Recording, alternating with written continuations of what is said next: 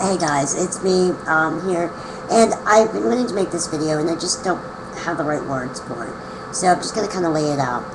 Um, there's a rule, okay, in my life, and that is never to sacrifice uh, your life for something to a degree. Like the things that I was doing before, I did a lot of activism work and it took a lot of time out for me from my everyday life. And it wasn't just a 9 to 5 job. No, it definitely is not. And there's a lot of A-type personalities involved in this. And I guess that there's a lot of things that I would not sacrifice, and that would be belittling myself. I could not go on, I can't do pity. Can't do it. And really, this is a topic that pity should not even be a factor in it. You shouldn't have to prove your disability, because if you're proving your disability or your illness as to why you're doing what you're doing, then that kind of questions your validation. And that's why I've questioned things.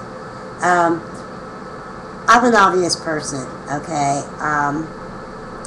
I have an obvious disability. It's visible.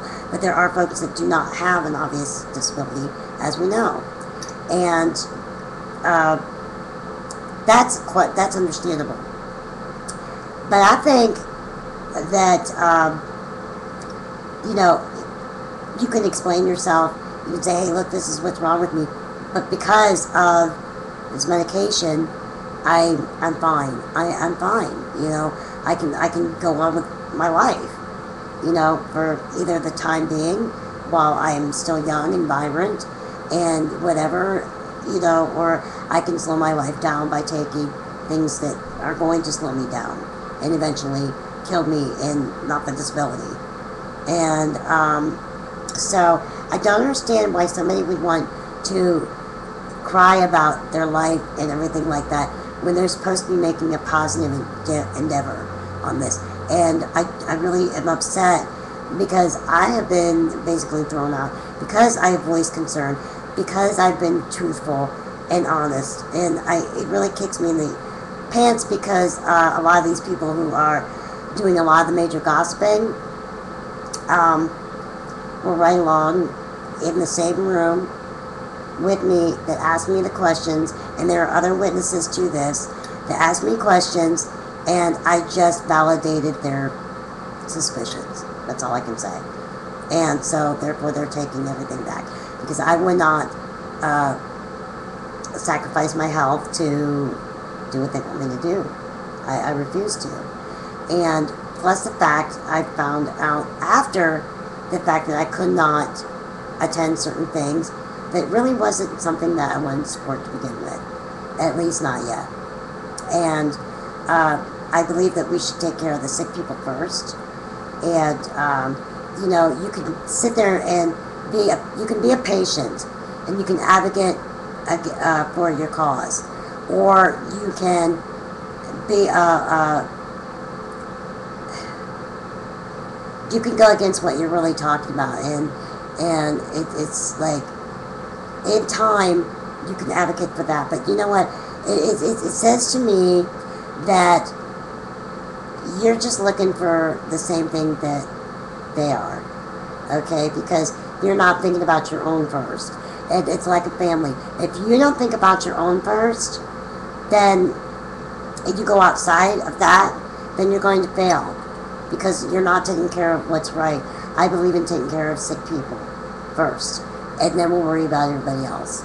But you cannot deny these people. So these people who are like, oh yeah, I'm all for this and that, that's almost hypocrisy, because you need to take care of your own. And that would be the people that need it the most. And if they were smart, they would do so too. Otherwise, they're not going to have our support as patients on their side. And but there are a lot of people that are put here to ruin things that are on a government level, and that will get involved in these groups and just basically try to trash and hurt everybody. And they sit there and go, oh, you know, well, I think this and this and this about so-and-so and so-and-so. Is this true? And you're like, well, okay, first of all, how do you know this? And second of all, yeah, you're pretty much cut off the nose. And I don't want to discuss this with those people anymore because they are not going to discuss this in like an adult manner. It's going to be all about them. It's going to be crying, screaming, guilt trip, pity party. I don't want to hear it. I don't want to hear it. Because if people are coming to me and it's getting back to you, supposedly what I'm saying, you're not listening. You're not opening your eyes. And it's all about you. And it proves to me that your whole agendas are very selfish. And it just, it says to me that the validating what is wrong and what's going on. And, you know, when a person has to go above and beyond improving themselves, there's something wrong here. And that's what I have to say about that. And I have a family. I have things that I am not going to give up for anything, you know, and I'm not going to go against what I believe. And I was told that, you know, because I wouldn't party with them at the designated place that they wanted me to, and that would be going extremely out of my comfort zone. And I don't play in their sandbox, they don't play in mine. I don't play in their, you know, my game in their ballpark. They don't play in mine. And that's all the point I was trying to make. Well, I was called everything, you know, these people, you know, try to call me out saying I'm narrow-minded, I'm a fundy, I'm this, I'm that, and they don't know me then. They don't know me. They don't know my friends. And that was not the case. It was just, I don't want to go there. Okay, I think this is, for one, if you have a political issue, you should not be in any type of other affiliations, such as religious, and they're like, oh, well, it's not a religion. That's like, okay, well, then you go right ahead and ask the people that practice it. This is what they follow. This is what they believe in. This is their word. This is, you know, just as much a validation as mine is, you know, to me. And, you know, it's like, I would never disrespect them, but I'm not going to go and practice and do what they do. Because it's just not something I would want to do, okay? So, and, so I got a lot of crap for that. And that's where a lot of it started. And a lot of it started is condoning bad behavior. I refuse to do that. If someone is a sexist, if someone is a racist, if someone is swindling, no. Why would I want to be around that? It doesn't make any sense. And, you know, they seem to think that that's okay. And, you know, the sad part of it is, I think and I'm hoping that it's an isolated incident, and the rest of the people around this is not like that, and at least as far in other states.